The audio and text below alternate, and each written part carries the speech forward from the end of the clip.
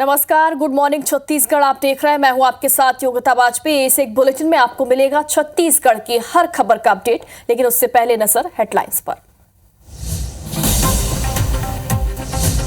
CM Sai ने रायपुर से बिलासपुर तक ट्रेन में की यात्रा, यात्रियों से की बातचीत। 4 साल की बच्ची के आग्रह पर मुख्यमंत्री ने दिया ऑटोग्राफ। रायपुर दक्षिण में कांग्रेस की हार पर सीएम साय का तंज, कहा सरकार के सुशासन की जीत। दीपक बैज का पलटवार, एक चुनाव जीतने से सरकार के पाप नहीं धुलेंगे। आज रायपुर में पदयात्रा करेंगे सहायक शिक्षक, वेतन विसंगति समेत कई मुद्दों को लेकर मंत्रालय में सौंपेंगे ज्ञापन। रायपुर में सरेराह युवक की लाठी डंडे से पिटाई, जान बचने शोरूम में घुसा तो भीड़ ने बाहर निकालकर दोबारा पीटा। राजेंद्र नगर थाना क्षेत्र की घटना।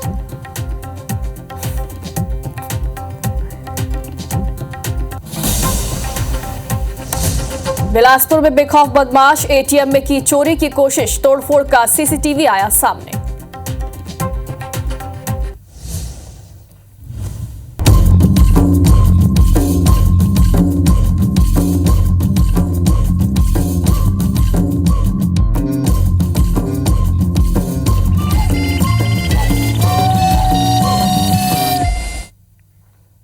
तो बुलेटिन की शुरुआत करेंगे रायपुर से बड़ी खबर के साथ। यहां एक युवक को सरेराह लाठी डंडे से पीटने का वीडियो सामने आया।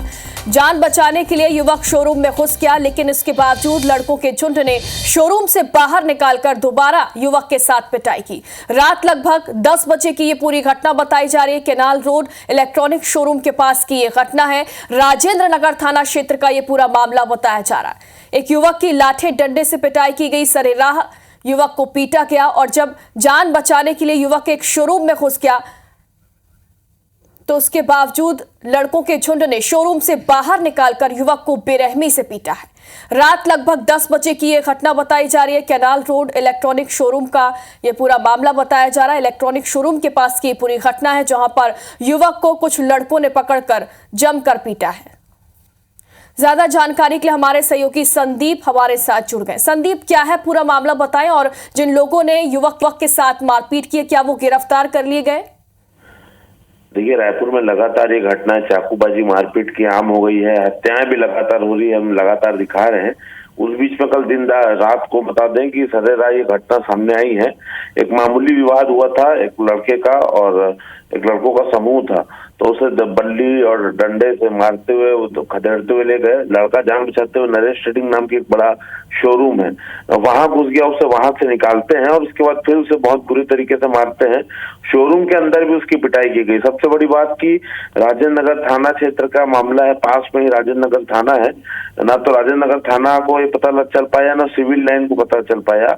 हमें एक राहगीर ने इसकी सूचना दी वीडियो बना के, तो हमने पुलिस के अधिकारियों को, दोनों को, जो दोनों थाना अधिकारी है उनको सूचना दी, लेकिन तब तक वो लड़का जो घायल लड़का था उसे लेकर, जो लड़के हमला कर रहे थे वो लेकर वहां से जा चुके थे। तो पुलिस की टीम उनकी पता तलाश के लिए जुटी हुई थी। फिलहाल इस मामले में एफआईआर नहीं हो पाई है, क्योंकि जिस लड़के को मारा गया वो अकेले था और उसके साथ और कोई भी नहीं था। तो पुलिस ये उम्मीद कर रही है कि, और तो ढूंढ भी रहे हैं और ये उम्मीद कर रहे हैं कि कुछ समय बीतने के बाद में आएगा, उसकी एफआईआर होगी और जिन जो आरोप उनको पता गिरफ्तार किया जाएगा। लेकिन आप देखिए कि अपने आप में बड़ा सवाल है कानून व्यवस्था पे कि चलती सड़क पे लोग दौड़ाहट मार रहे हैं, शोरूम होता है, सीसीटीवी कैमरे होते हैं, वहां अंदर घुस गया तो वहां भी उन्होंने मारा। मतलब साफ साफ ना तो कानून का डर है, ना पुलिस का डर है, ना गिरफ्तार होने का डर है। तो उम्मीद करते हैं कि दोपहर तक जो है इनकी गिरफ्तारी हो जाएगी और पीड़ित के बारे में भी जानकारी मिल पाएगी। जी बिल्कुल संदीप, जैसा आप भी कह रहे हैं कि बदमाश एकदम बेखौफ हो गए, उनमें पुलिस प्रशासन का भी खौफ नहीं, और जो फुटेज हम दिखा रहे हैं उससे यही साबित हो रहा है। फिलहाल गिरफ्तारी जल्द हो जाएगी, यही उम्मीद है। बहुत बहुत शुक्रिया आपका तमाम जानकारी के लिए।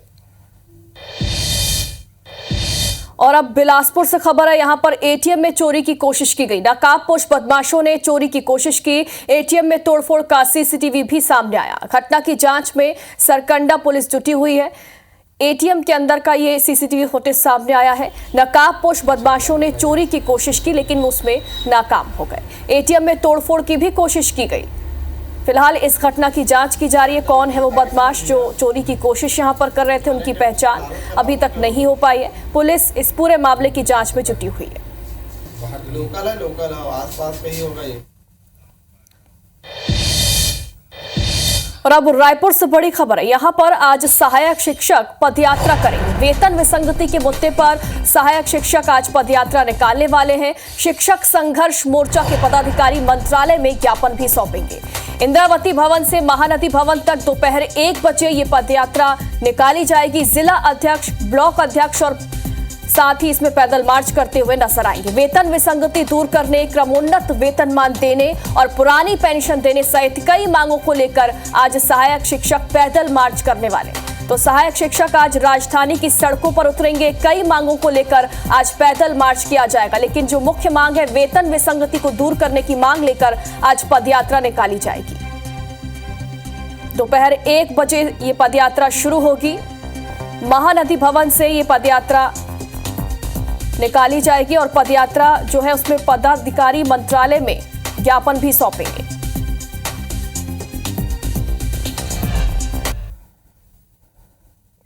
और आज रायपुर में एमआईसी की अहम बैठक होने वाली है। दोपहर 3 बजे ये बैठक होगी और इस बैठक में शहर में अवैध प्लॉटिंग, सड़क निर्माण, वेंडिंग जोन जैसे कई विषयों को लेकर चर्चा होगी। पुराने धरना स्थल के पास चौपाटी जो बन रही है उस पर भी इस बैठक में चर्चा की जाएगी।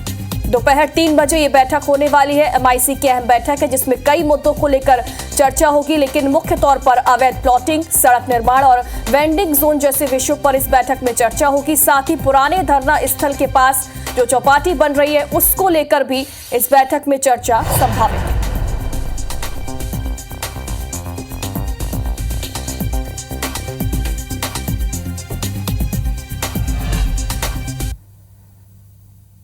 अब आगे बढ़ते हैं। मुख्यमंत्री विष्णुदेव साय ने रायपुर से बिलासपुर तक ट्रेन में यात्रा की। मुख्यमंत्री बनने के बाद सीएम साय की ये पहली रेल यात्रा है। उनके साथ विधायक भैयालाल राजवाड़े, अनुज शर्मा और खुशवंत साहिब भी थे।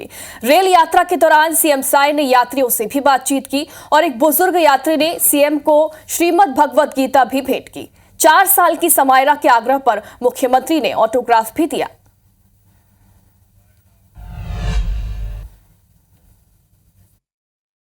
मैं इस वक्त रेल में यात्रा कर रहा हूँ। रेल में यात्रा हर किसी के लिए एक अनुभव, सुखद अनुभव रहता है और मेरे साथ आपको बता दूं कि मुख्यमंत्री विष्णुदेव साय भी इस वक्त हैं जो ट्रेन में सफ़र कर रहे हैं।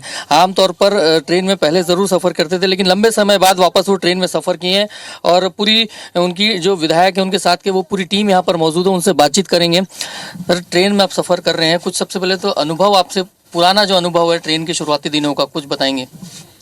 कल हमारे डिप्टी सीएम श्री अरुण साहु जी का जन्मदिन है और उस उपलक्ष्य में आज बिलासपुर की धरती में जो हमारे प्रदेश के न्यायधानी है कवि सम्मेलन का आयोजन है, जिसमें श्री हरिओम पवार जी जैसे मूर्धन्य कवि कविता पाठ करेंगे। तो आज उनको भी सुनने का हम लोग को सौभाग्य मिलेगा।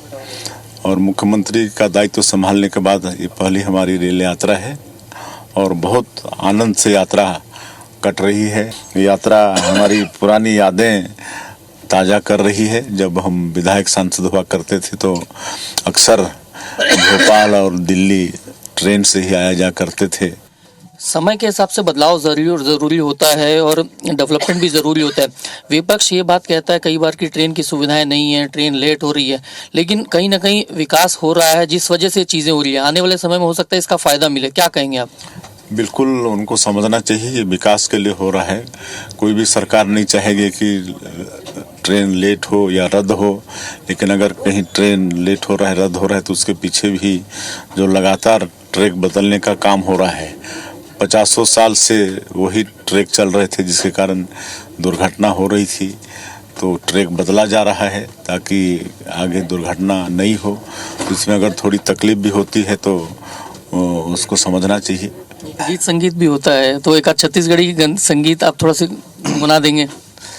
तोला मैं भेटूं गाड़ी टेशन मावो, माया भूला गे तोर फैशन मावो, कटनी गोरे लटूरी कोयला पानी वो, लगे रही थे तोर बर्बाद बानी ना, कैसे तोरे चेहरा मोर नजर माँ झूलत रही थे ना। खुशवंत साहब भी हमारे साथ मौजूद हैं, एक छोटा सा अनुभव आपका भी कुछ बताएंगे। निश्चित ही बहुत मज़ा आ रहा है, बहुत अच्छा लग रहा है। माननीय मुख्यमंत्री जी और सभी विधायकों के साथ हैं। बहुत ऐसा लग नहीं रहा है किसी बड़े व्यक्ति के साथ, एक आम इंसान के साथ हम जा रहे हैं ऐसा लग, क्योंकि उनकी सरलता सहजता आज दिखाई दे रही है, तो वो बहुत अच्छा अनुभव लग रहा है। ये मुख्यमंत्री विष्णुदेव साय से हमने बातचीत की है, साथ में विधायक अनुज शर्मा है, खुशवंत साहब हैं और भी लोग उनके साथ यात्रा कर रहे हैं, सबसे बात की और अपने अनुभव उन्होंने साझा किए। साथ ही साथ एक विजन रखा है कि किस तरीके से छत्तीसगढ़ सरकार केंद्र सरकार के साथ छत्तीसगढ़ में रेल सुविधाओं के विस्तार के लिए काम कर रही है। कैमरामैन योगेंद्र मिश्रा के साथ स्टार जैन, IBC 24 रायपुर। तो एक तरफ सीएम विष्णुदेव साय बिलासपुर की यात्रा पर हैं, तो वहीं दूसरी तरफ रायपुर दक्षिण उपचुनाव के परिणामों की समीक्षा अब शुरू कर दी गई है। हार जीत को लेकर बीजेपी और कांग्रेस में समीक्षा शुरू हो चुकी है। इस चुनाव में कांग्रेस के परंपरागत मुस्लिम वोट में भी बीजेपी ने बड़ी सेंध लगाई। ब्राह्मण बाहुल्य वोट में भी कांग्रेस नहीं जीत पाई। कांग्रेस का कहना है कि हम अपने वोटर को बूथ तक नहीं ले जा पाए। वहीं बीजेपी का कहना है कि जनता ने सबका साथ सबका विकास के नारे पर वोट दिया। देखिए रिपोर्ट।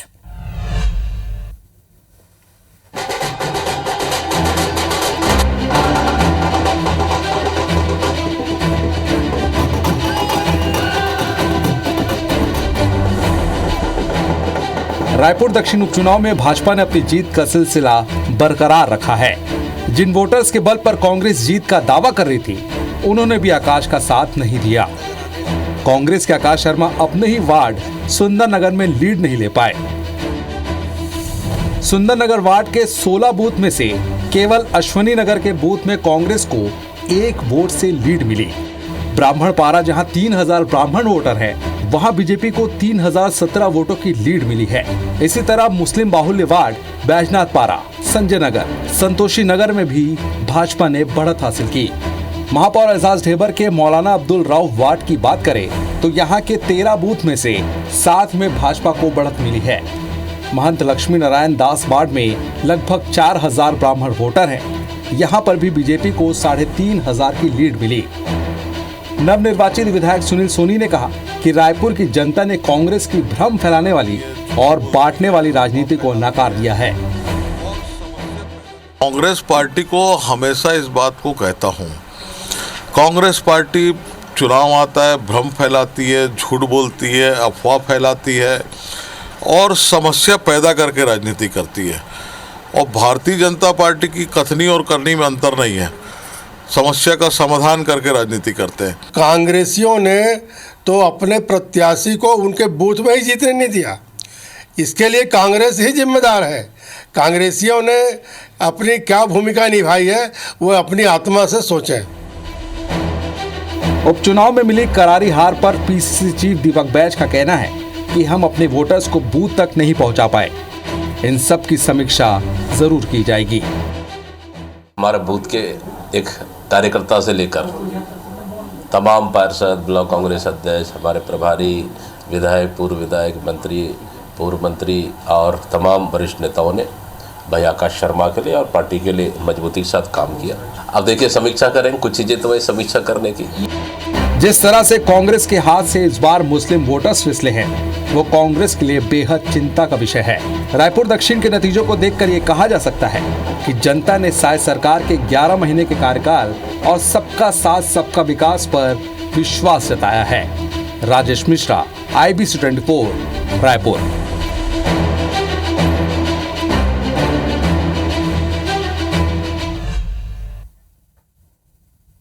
और अब खबर बलरामपुर से है। जिले के राजपुर में मंत्री लक्ष्मी राजवाड़े की गाड़ी दुर्घटनाग्रस्त हो गई। मंत्री पूरी तरीके से सुरक्षित हैं। उन्होंने बताया कि गाड़ी में सो रही थी और तभी सामने से एक बड़ा ट्रेलर आ रहा था। बचाने के चक्कर में पायलट ने ब्रेक मार दिया और फिर उनकी गाड़ी पहले पायलटिंग गाड़ी से टकराई और उसके बाद पीछे से आ रही गाड़ी भी आपस में टकरा गई। खबर मिलते ही सीएम साय ने मंत्री लक्ष्मी राजवाड़े से फोन पर बातचीत की। सीएम साय ने एक्स में पोस्ट कर लिखा कि किसी भी तरह की कोई परेशानी की बात नहीं है।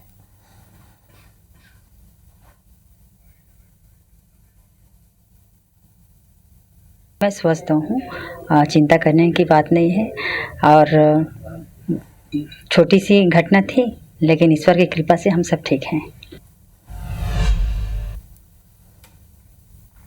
मनेंद्रगढ़ में health care drone delivery network का सफल परीक्षण किया गया और इस मौके पर स्वास्थ्य मंत्री श्याम बिहारी जायसवाल भी मौजूद रहे। ये ड्रोन विशेष रूप से पहाड़ी और दूरस्थ क्षेत्रों में स्वास्थ्य सेवाओं को सुलभ बनाने के लिए विकसित की गई है। उड़ीसा और अरुणाचल राज्य में कुछ जिलों की तर्ज पर छत्तीसगढ़ में भी इस तकनीक का उपयोग शुरू किया जा सकता है। ड्रोन नेटवर्क की मदद से ब्लड सैंपल और आवश्यक दवाइयां उन इलाकों में समय पर पहुंचाई जा सकेंगी जहां सड़क कनेक्टिविटी या ट्रैफिक की समस्याएं बाधा बनती है।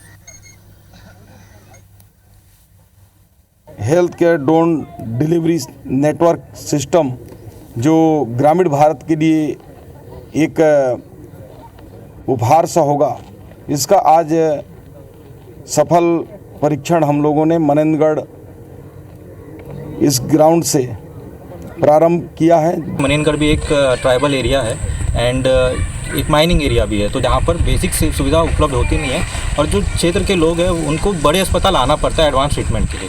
तो अगर ड्रोन संचालित हो जाएगा तो उनको उन्हीं के जो उप स्वास्थ्य केंद्र है वहीं पर ही उनको सारे फैसिलिटी मिल जाएंगे, तो उनके लिए बहुत पॉजिटिव चीज़ें होगी और स्वास्थ्य के क्षेत्र में ये बहुत आगे जाएगा। बीजेपी ने संविधान दिवस के 75वें साल पर साल भर स्मरणोत्सव मनाने का निर्णय लिया है और इस मौके पर 26 नवंबर को रायपुर के मेडिकल कॉलेज हॉल में एक भव्य कार्यक्रम का आयोजन किया जाएगा।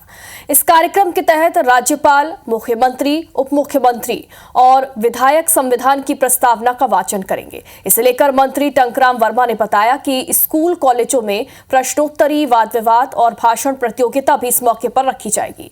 अनुसूचित जाति जनजाति बाहुल्य गांवों में 15 दिवसीय संविधान यात्रा निकाली जाएगी और विशेष ग्राम सभा का भी आयोजन किया जाएगा और इसको लेकर अब सियासत भी शुरू हो गई है। पीसीसी चीफ दीपक बैज ने कहा कि संविधान को नहीं मानने वाले और बदलने वाले लोग संविधान यात्रा निकाल रहे हैं और इस पर पलटवार करते हुए मंत्री टंकराम वर्मा ने कहा कि कांग्रेस ने चुनाव के समय इसको लेकर भ्रम फैलाया था, लेकिन जनता ने इस पर विश्वास नहीं किया। उनका शुरू से रहा है कि लोग संविधान को बदल देंगे तो ऐसा कर देंगे। देखिए, संविधान को कोई समाप्त नहीं कर सकता, बदल नहीं सकता। जो लोग मानते नहीं हैं वो लोग इनकी बात करते हैं। संविधान से बड़ा कोई चीज़ नहीं है और हम सब संविधान को मानते हैं और संविधान के अनुरूप सरकार चलती है और काम भी करते हैं। भारतीय जनता पार्टी हमेशा संविधान को ताक में रखकर काम किया, लोकतंत्र को कुचलने का काम किया और संविधान के खिलाफ इन्होंने काम किया। ये तो संविधान को नहीं मानने वाले लोग हैं। धमतरी जिले से एक बार फिर से चाकूबाजी की घटना सामने आई। आलम यह है कि अब पुलिस वाले भी सुरक्षित नहीं हैं। ताजा मामला नगरी का है, जहां एसडीओपी कार्यालय में पदस्थ सहायक आरक्षक गेंदराम मरकाम ड्यूटी से घर जाने निकला था और इसी दौरान कर्राघाटी मोड़ के पास स्कूटी सवार 3 अज्ञात बदमाशों ने रास्ता रोककर उसकी बाइक से चाबी छीनी और पैसे मांगे। जवान से अपने पास पैसे भी रखे उसने और जवान के पास जो पैसे रखे हुए थे वो उसने दे दिए और इसके बावजूद बदमाशों ने चाकू मारकर जवान को घायल कर दिया और मौके से फरार हो गए। गंभीर रूप से घायल सहायक आरक्षक को सिविल अस्पताल में भर्ती किया गया है और डॉक्टरों ने घायल जवान को खतरे से बाहर बताया।